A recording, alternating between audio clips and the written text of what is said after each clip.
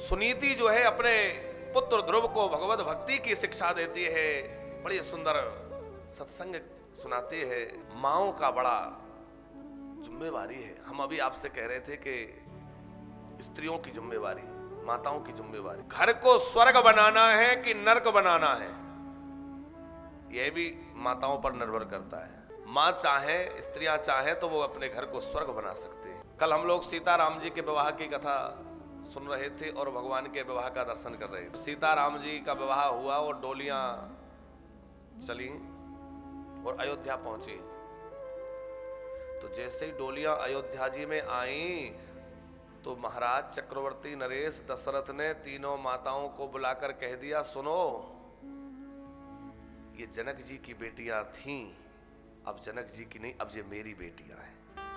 और कदाचित मेरी बेटियों को कोई तकलीफ हुई तो ठीक नहीं होगा, मेरी बेटियों को कोई तकलीफ नहीं हो। बहू लड़कनी पर घर आई, मगर राखना कैसे है? बोले राखो नयन पलक की नाई। बोले जैसे पलक अपने पुतलियों की रक्षा करते हैं वैसे इन बहुओं की रक्षा करना, इनके ऊपर कोई संकट ना आ जाए।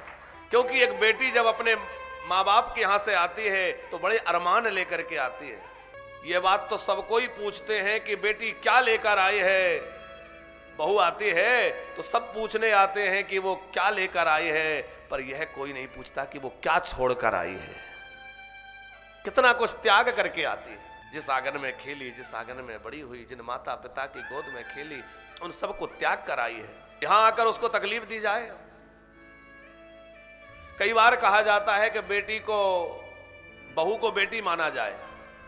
लोग कहते हैं कि बहू को बेटी बनाकर रखो। हम आपसे एक प्रार्थना करें कि बहू को बेटी बनाकर क्यों, बहू को बहू बनाकर ही रखो। तो क्या ऐसा कहीं लिखा है कि बहू से झगड़ा करो? बहू, अरे बेटी को तो कभी डांट देते थे, बेटी को तो कभी कुछ कह भी दिया जाता था, लेकिन बहू को नहीं कहना है, क्योंकि बेटी तो हमारी बेटी थी ही, लेकिन बहू जो है वो तो हमारे घर की महारानी है, वो तो हमारी लक्ष्मी है। तो बेटी से कई गुना अधिक बड़ा ऊंचा स्थान बहू का है। एक सासू अपने बरामदे में बैठकर अखबार पढ़ रही थी, वो बहू रसोई घर में काम कर रही थी, सफाई करते करते, और एक कांच की बरनी जिसमें 4-5 साल पुराना अचार रखा था वो गिरी। आवाज आई तो सासू जी उठकर दौड़ी। अब वैसे तो सासू जी के घुटनों में तकलीफ चला नहीं जाता, लेकिन वो गिरी तो दौड़ के गई। जब से आई है कुछ ना कुछ तोड़ती रहती है, फोड़ती रहती है, पता नहीं क्या करेगी। इतना सुनाया कि बेचारी बहू तो वैसे ही दुखी थी और दुखी हो गई। और फिर वहीं से वो चक्कर प्रारंभ होता है।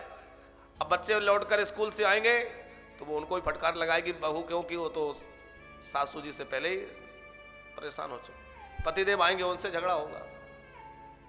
दूसरी बात सासू, एक और सासू जी की सुनाए।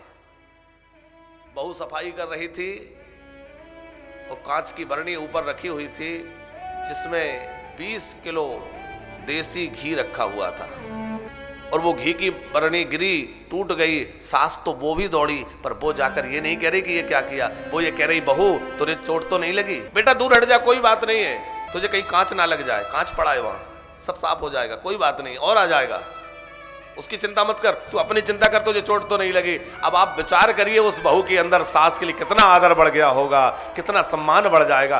देखो मुझे कितना आदर दे, मेरा कितनी परवाह है, घी गिर गया उसकी चिंता नहीं है, चिंता मेरी है कि कहीं तुझे चोट तो नहीं लग गई। ये सास का कर्तव्य है। जब जानकी जी आई ना और जब चलने लगी तो हमारी कौशल्या मैया ने देखा कि बहू के पैरों में भूमि चुभ रही है, तो कौशल्या जी ने गोद में उठा ली जानकी जी को, और उस दिन के बाद कभी जानकी जी को पृथ्वी पर पैर नहीं रखने दिया।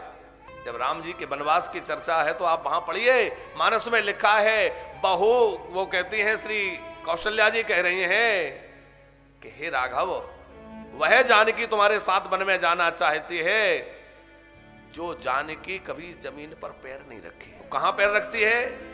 बोले पलंग पीठ तजी गोद हिंडोला। या तो पलंग पर रहती हैं या गोदी में रहती हैं। पलंग पीठ तजी गोद हिंडोला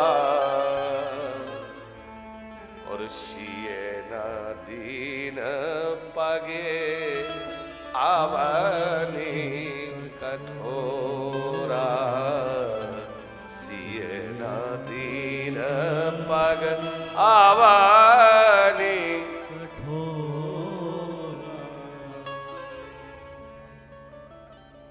यह सास ससुर का कर्तव्य बहू के प्रति है।